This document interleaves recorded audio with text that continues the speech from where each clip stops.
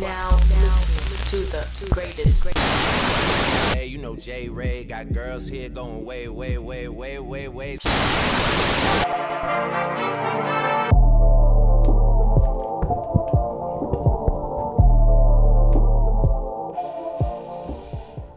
Yo, we got Dr. Mulligan in the building, man. Dr. Mulligan. Okay, I forgot your title. I was practicing it last night, too, because I think I messed it up a couple times. Nah, you good. I'm the dean of the College of Education here at Piedmont University. Yes, and Dr. Mulligan here, we formed a relationship a little too late over the last semester. I'm going to be honest with you, Dr. Mulligan. Other than Dr. Moss, I did not know there was any other black professors on this campus. Yeah. Like, I don't think I met you until, I think it was intramurals last semester when you was on the That's right. I was doing I was doing some kids on the court. I remember now for sure. I remember because you was talking crap to me. I was like, I ain't even scoring nothing. Chris is scoring all our points. But yeah, and that's kind of what I want to talk about just a little bit. But yeah, how long have you been working here at Piedmont? Well, let's say this is my second year, so I've been here a year and a half now. Okay, so fairly new. So yeah, so when I was here, you weren't here. So you came here in 2023 or 2022? 2023. Okay, so that's why. July of 2023 was my first. That's why, because I came in 2022. Yeah, January. So that makes sense. But I guess my first question would be, what made you? It's a rough.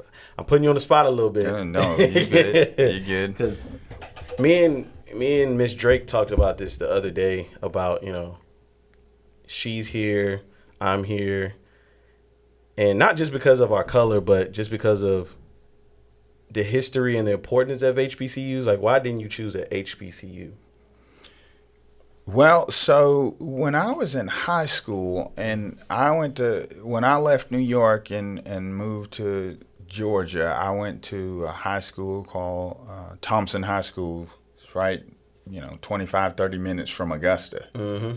50-50. Mm-hmm. I'm seeing a lot of me. And, and so I went and visited Fort Valley State when I was in high school. Mm-hmm.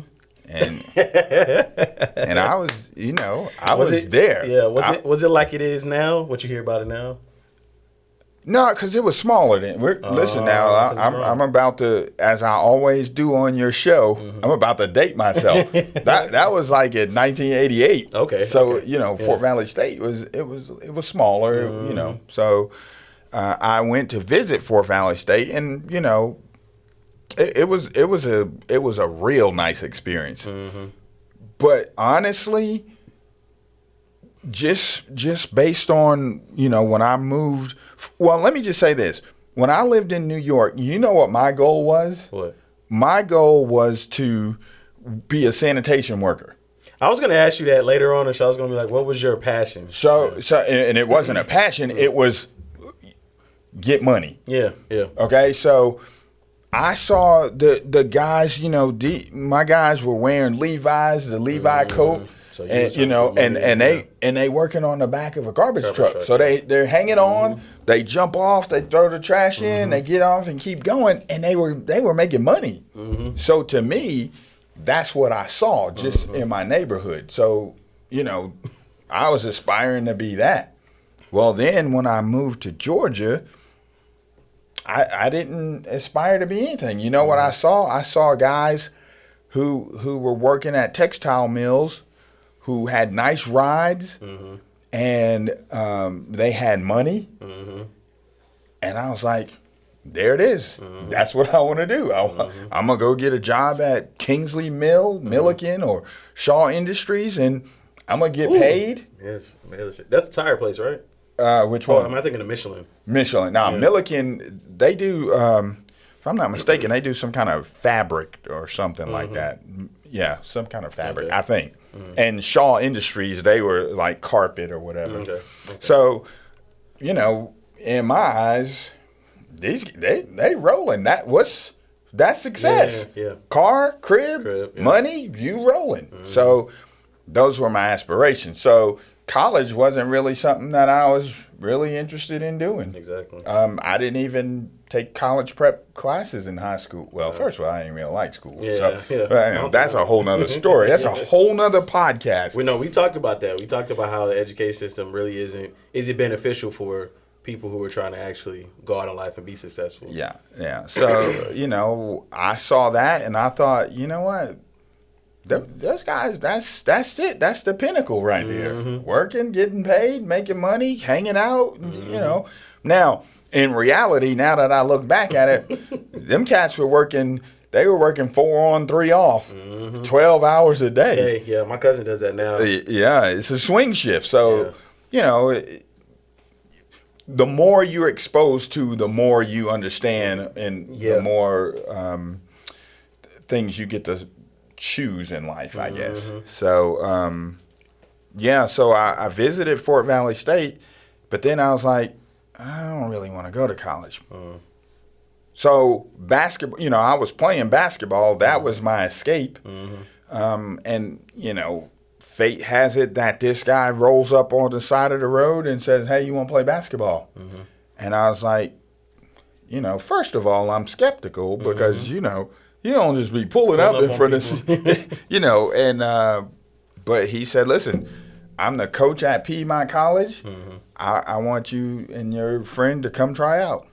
There it is. That's how I got here. Damn. And my plan was to play 1 year, then take the uniform and the practice gear, go back and be a legend at the playground. Wow. That was the plan. That was the plan. Wow. But when we make our own plans. They always get knocked around and tightened up. So that's what happened. So that's how I got to Piedmont. Okay. And so after you played basketball, I know you went somewhere else to teach at first, and then what made you come back? So, well, actually, my fault. What school did you go to exactly? My first teaching job, White Sulphur Elementary in Gainesville. Okay, I think that was my first teaching job, and I didn't even apply there. The situation was this: I was well known in Habersham because I played here at Piedmont. I did a lot in the community. I worked a lot of basketball camps here at Piedmont, so I knew all the kids. And a student taught across the street at Demorest Elementary when it was over there. And back in those days, that was mid '90s. It was hard to come across a job just because everybody was situated. And there was one job opening over there, just one, and I applied for it, and I didn't get it, and I got upset because I knew who got it, and in my mind I felt like you were better than that person. I'm not gonna say I was better than that person, but I just felt like the cards were stacked against me regardless. So I got upset, and I said I'll never work in Habersham ever again. And so when I graduated, I didn't apply for any teaching jobs. I went to work at Scoville, which is a textile mill right down the road here in Clarksville. Okay. Oh, never mind. Okay. Yeah. So it's down there on the left, right? Right across from Dairy Queen almost. And I started working there, and these are the type of connections you make when you go to a college, any college. One of the professors from Piedmont was doing a camp in Gainesville at White Sulphur. One of the male teachers resigned to take another position. And the principal said, listen to this professor, do you know any male teachers that have graduated? I just lost a male teacher, and I'd like to replace it with a male. That lady called me. I called that principal. We set up a meeting. I got the only suit that I had in my closet. And I put it on, and I went down there, talked to that guy for about 2 hours. He hired me before I ever filled out an application or anything like that. So that's how I got my first teaching job. And then, in the back of my mind, I still said I'll never go back to Habersham. Yeah. But, I was being a brat. So what made you essentially come back to Piedmont to teach here at Piedmont? So the way public education works is you put in a certain amount of time and you can retire. So I put in that time. I had 30 years in public education. Wow. So, you know, I'm still fairly young, and you know, retirement is good, but it ain't making that much money where I could get a boat and all of that and go chill. So naturally, I have to have some other type of income as well. So, and which when you're retiring from public education, you can go back, but you can only make 49% of your salary. You go to a private institution, you can make 100%, and then doesn't mess with your pension. So the opportunity came open here at Piedmont, and I jumped on it. But there's a story behind that, too, because Truett McConnell University had offered me a contract. And I got the contract the day that I was having lunch with the president of Piedmont, not knowing that there may be a job situation. I didn't think about that. That wasn't on my mind. I thought, you know, I was a trustee and I was having lunch with the president. So I left my office that morning and I said, you know what? I'll go meet the president at Longhorns here in Habersham because I was in Cleveland. And then on my way back, I'll stop by Truett and turn in the contract signed. Well, when I got here and found out, and, you know, we came to an agreement, and I realized there's a job opportunity, I rode right by Truett. I didn't turn in the contract, and I had to tell them, you know, what happened, and this, that, and the other, and so here I am. All right. And plus, I graduated from here 4 times. I mean, Piedmont's been good to me, so... You know, always felt like it was home. Yeah. Okay. And I wanted to give back. You know, help people get to where I am and beyond if possible. Okay. So it was never about that. But do you feel the type of way knowing that there's only 2 African American educators here? Even though this is historically a PWI. Yeah. So there's somebody that works in finance. That's no, that's just not what I'm thinking of. Well, she works there too, but then there's a gentleman that works in he might be the CFA or something like that. There's another guy that works up there too. Okay.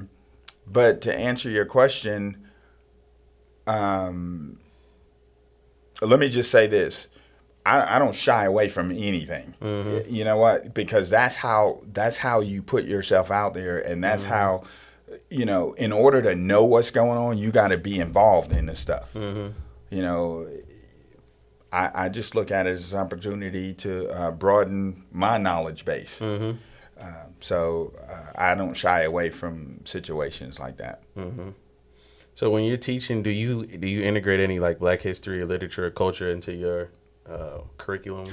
So I have classes here.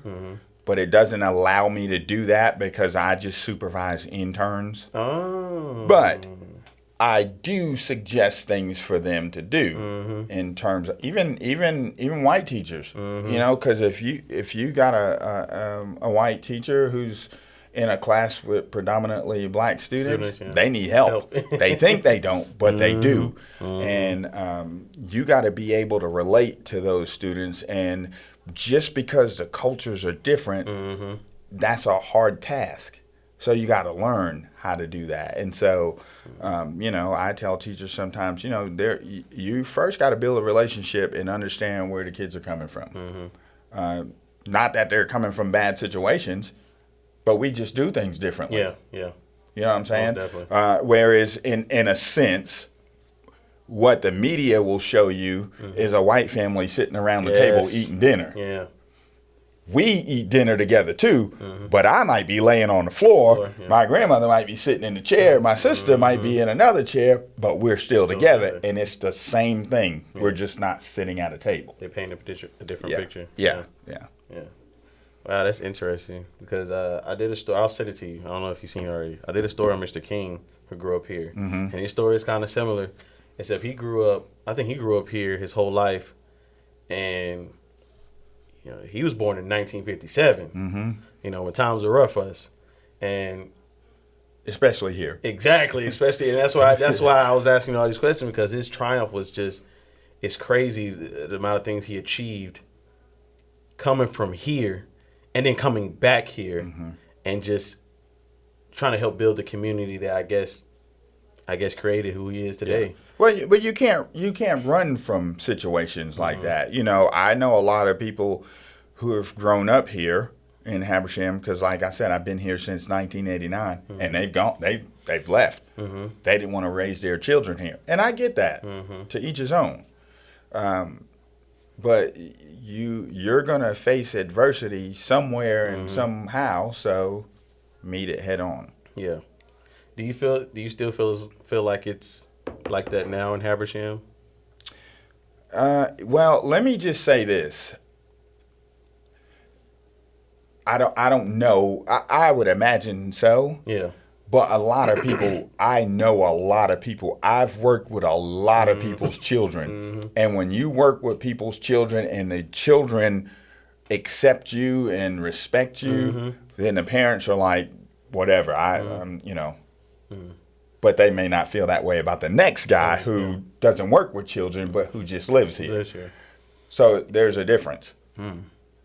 That's interesting. But I'm comfortable here. I've always been comfortable here.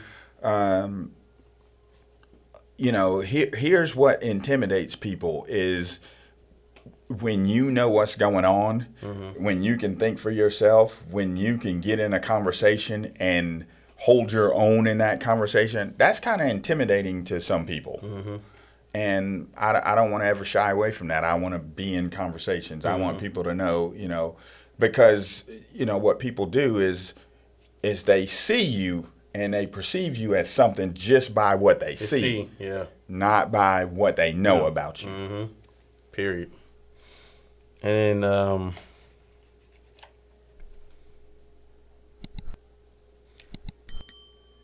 have you ever thought about going back to Yonkers and teaching? No. Or just living there, period? No. And here's why. I thought about going there to live.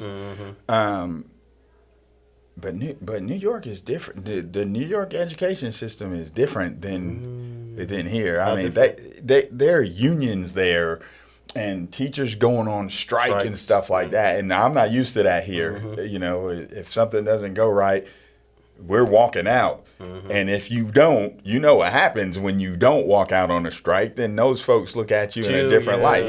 Think about, and you probably weren't born when this happened, but when I think it was the NBA or the NFL went on strike. Yeah, I remember. And the guys that crossed the line, they called them scabs. You know what I'm saying? Because it's like, wait a minute, we're fighting for something and you're giving in. Exactly. So, off topic, how did you feel when the NFL did Kaepernick like that?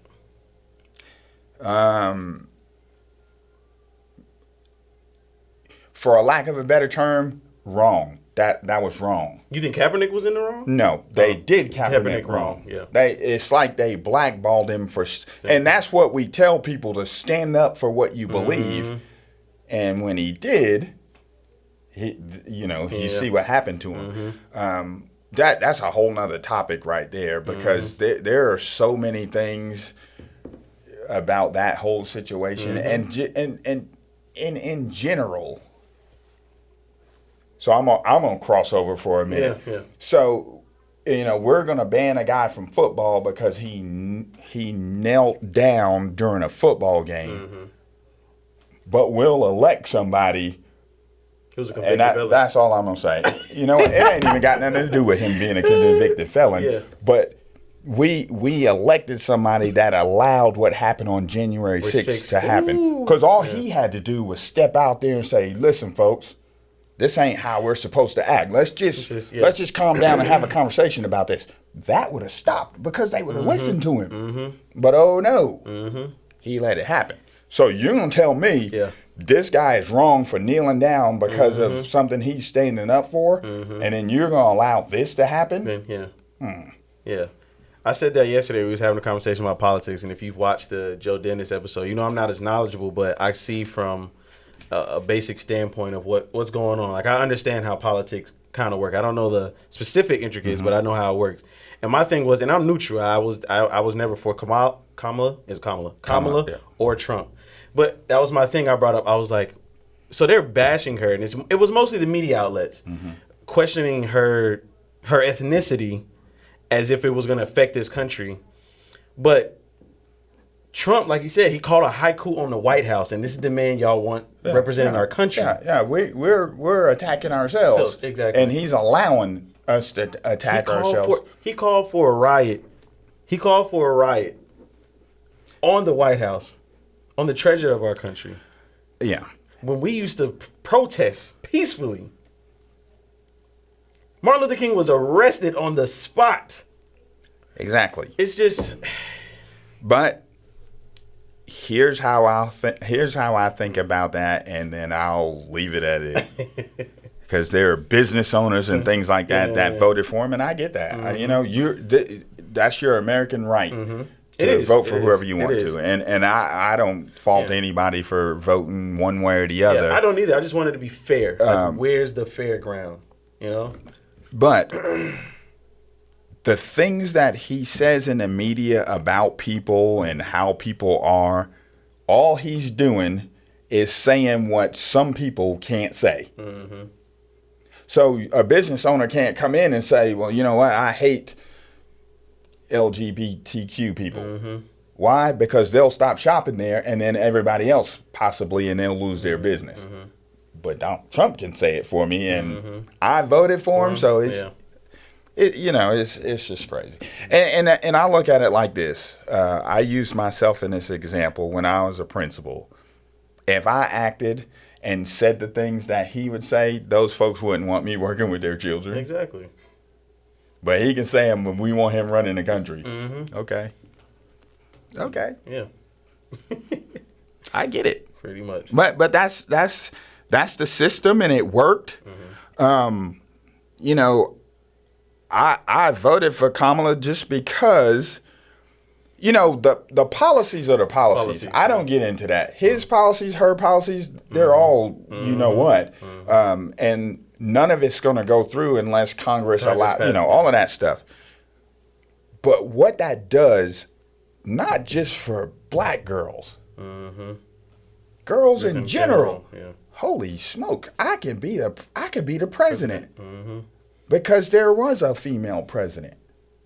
You know? Real quick, we got 8 minutes. I do want to stay on that part right there. Because I did a podcast earlier this summer, and I don't know how we got into those waters. And through, you know, when you're having like provoking conversation, it kind of, and I'm an open-minded person. A lot of times people don't like that about me because I play devil's advocate, but I play it in a way where, okay, well, hold a minute, I got to see this side to see if it makes sense. And I may be in the wrong. And I talked about how women in this country are still being oppressed till this day. And it's insane that, and I see why feminists kind of lost this way of women empowerment versus hating men, because I have to be honest, we're like the number one reason why women are where they are today, unfairly, because I mean, since the beginning of time, you know, 4 founding fathers built this country. But the crazy thing is, there's 2 things I say that. It's because I think it was World War II, where a lot of men had to go out and fight, but the economy needed to still be ran. So women went into the job force and took their place. And had they not done that, would we have won that war? No. 2, there's this stigma of, you know, let's start back from the 1800s but today it's this gender roles. There's these gender roles where the man is the provider, he does this, that, and the third, and the woman just takes care of the house. And people literally see women as just that. Where I'm like, man, but even today, when there's breadwinner just like that, the woman is taking care of the child too. Yeah. Well, probably more than the man. Well, you look at single parent homes. Mostly are mothers, and a lot of them. You know, you can say what you want to say. There are a lot of them who are getting government assistance and things like that. But there are a whole lot of them that are holding down big time jobs and taking care of the family. So my thing is, as much credit as men want to take, women built this country just as much as men have. Mm-hmm. When you add all that up, I agree with you 100%. And it kind of killed me because I was like, damn, like. And even I saw something on social media where, because I know did you hear about when Taraji came out and said women don't get paid fairly, and Tyler Perry was probably the only one. Yeah. And then I saw this thing about Vivica Fox that went viral, that she's in her 50s and she finally wants to, I think she said she wants to finally settle down, and she caught a lot of flack for that. You know, mostly misogyny and sexist men. And my thing was mostly on her look. I was like, why does she look like that? And then I had to come to the realization that, especially in the entertainment business, that women have to keep up their looks in order to retain a job. Because directors, the only way they cast a woman is if she's got some prettiness to her. And that's a shame, because Vivica Fox is very talented. Yeah. There are many roles she can play that she doesn't need to be aesthetically, you know. She doesn't have to be. Exactly. Didn't she play in Scandal? She doesn't have to be Victoria Pope. You know? Yeah. But I didn't even realize that until, you know, I started just putting my mind in their world. Right. And I was like, man, that's crazy. I couldn't even imagine. Well, and a lot of men wouldn't want to see Kamala Harris as a president. They just couldn't do it. Mm-hmm. They just couldn't take it. And I think that's what the problem is. Yeah, it is. You know, way back when Hillary ran, I thought Hillary would have won too. But then men sat back and been like, nah, I can't take orders from a woman. But that's just the issue. But it's like, but women built this country. Mm-hmm. Women were definitely part of building women are stronger than men in a sense. You know, we're tough and we go out and do the tough jobs. Yeah. But the things that women deal with mentally, physically, taking care of kids, having kids, we can't. I saw something the other day. It was like, no matter what job a woman has, they make 83 cents on a dollar worth on something versus what men make. And I should have screenshotted it, but it's just insane to me that we think like that, but we don't put into account what women have done over the past centuries. Yeah. It's just, I don't know. That was just a big thing for me. No, I think that's part of the reason. You know, a lot of people were not happy with her policies. Number two, they were blaming her for what the situation was with Biden, who was the president. So, exactly. and then also, well, you were in the White House, you couldn't make changes. Well, no, because listen, I remember as a principal, I was a principal, I had a vice principal. Mm-hmm. But if I wanted to do it, I'm doing it regardless of what my vice principal said. Now, I wouldn't do that because I always listened to him and said, okay, how do we need to do this? Mm-hmm. But if I just wanted to be that guy and say, I'm not listening to you, then I'm not listening and I'm going to do what I want to do. And that's the same thing with that. She's the vice president. Yeah. She can only do what she can do. Yeah. So 4 years down the line, do you think if she runs again, do you think she could win? Do you think there will ever be a woman president? You know what? I'm going to say yes. Because, you know, when I was younger, I said, I don't ever think there'll be a black president. Oh, wow. Male or female. I said that just because that's what we're shown. Mm-hmm. How many have there been? Exactly. Prior to Barack Obama, how many have there been? We should have had this conversation earlier, man. We got like 2 minutes, man. I'll pay for 5 more minutes. Because I want to talk about that too. We talked about that with Ms. Drake. I said, and we couldn't go in depth on it because we had to stay on the HBCU route. But my thing is too, and she said it perfectly. I just posted a promo about it. She said, you know, this country wasn't built for us. Yet we're always raising our hands. Hey, include us. But I'm like, we can still build our own. We can still exist in their world, but recreate what we were meant to do before they brought us over here. We could, but we don't. We should. But we don't. Yeah. And that's on us. That is on us. That's on us. I can't give them the blame for that. They're not that good. No. We always say, when it comes to how we unify, I do blame them for breaking us of that. I feel like that was stripped of our, when people say we were stripped of our culture during slavery, I think that was a part of our slavery. Because when you go back to Africa, it's a unit. Yeah. I mean, minus the spirituality and stuff, but they're one. Yeah. And they have nothing, but they're still one. They're still love. They're still sharing. black people in America, man, it's like every man for himself. I mean, I give you perfect example. Everybody's always complaining about the Grammys. I think it's the Grammys, Emmys, and something else. Academy Awards. Why black people don't get this? Why black people don't get that? Why black people don't get this award? Yo, we have the BET Awards. We have the NAACP. Let's promote. Let's bring our people over there. But no, when and I hate doing this because I love Jay, I love Beyonce, but they are the power forces of the black community, especially in entertainment. And it's a fine line because I don't feel like certain celebrities are obligated to do this, that, and the third. But I feel like that would help the cause because once they stop going, I mean, when's the last time you watched the BET Awards or the BET Hip Hop Awards? It's been a minute. It's been a minute. But once like the A-list celebrities stopped going, we kind of stopped watching and stopped supporting. And we kind of lost track of, it's just not about awards, it's about the appreciation of hip hop and music and what black people have built in the entertainment business. And to me, I think we need to go back to that forefront. Let's stop, like Miss Drake said, let's stop saying trying to be included over here. Let's go and appreciate. We got it here. Let's build our stuff here.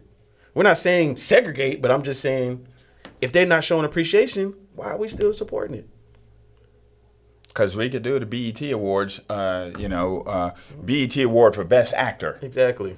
Or, Best Composition, or whatever it may be. Yeah. We could have our... Exactly. I don't want to say we could have our own awards, but we could recognize our folks in our own way. Exactly. And last thing, I had on the Project Babies, one of the episodes I talked with my Uncle Kenny, and he had a crazy take, but it made sense a little bit and kind of shifted my mind. His thing was, we should have stayed segregated. Because in his mind, we were better. I guess he said we were better off.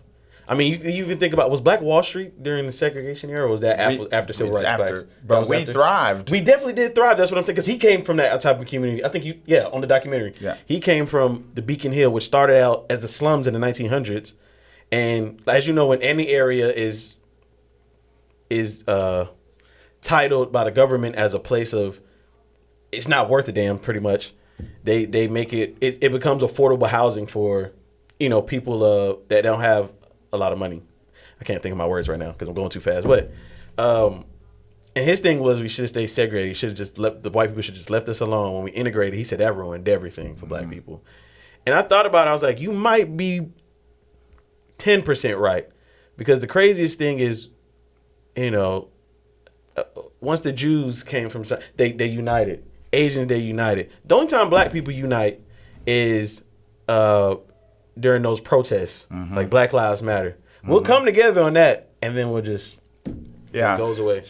So I would say this: either we stay segregated, unless we had an equal voice in government, because then we can integrate it, but we have a say. Because now what's happened is, look at our history.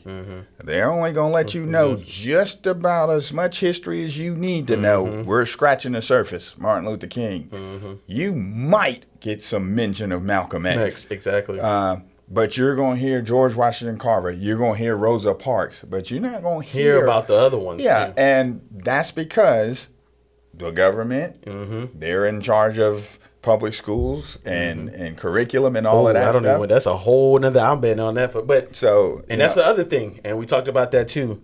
It's like, okay, yeah, we can fight for our rights too, because if we put some people in power, then we can help our community grow and prosper as it should be fairly.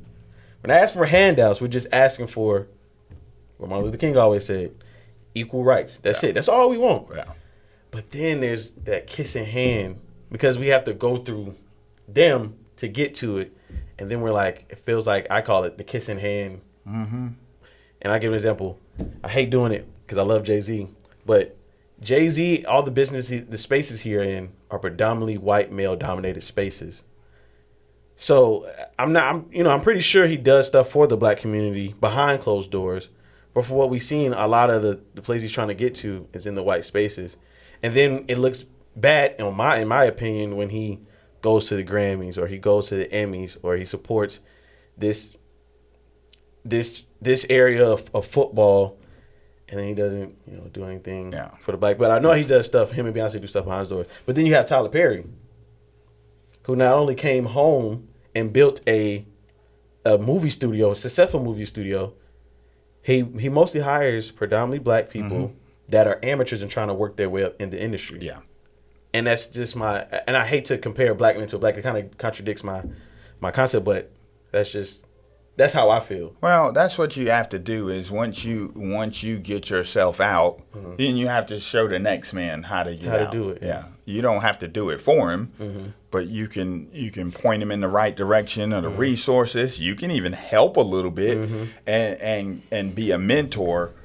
But I guess that's my last question there. Why don't you think we do that? Because that's what people say the Jews did. The Jews, once they, they were seen as finally somewhat equal.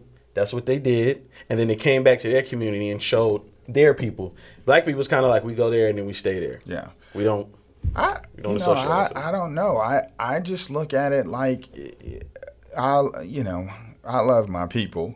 I do. I just think sometimes it's the crab in the bucket mentality. Dang, that's what Miss Drake said. Yeah. If you ever seen that, that's real. What happens? You put a bunch of crabs in a bucket and let one just about to get out. He's falling.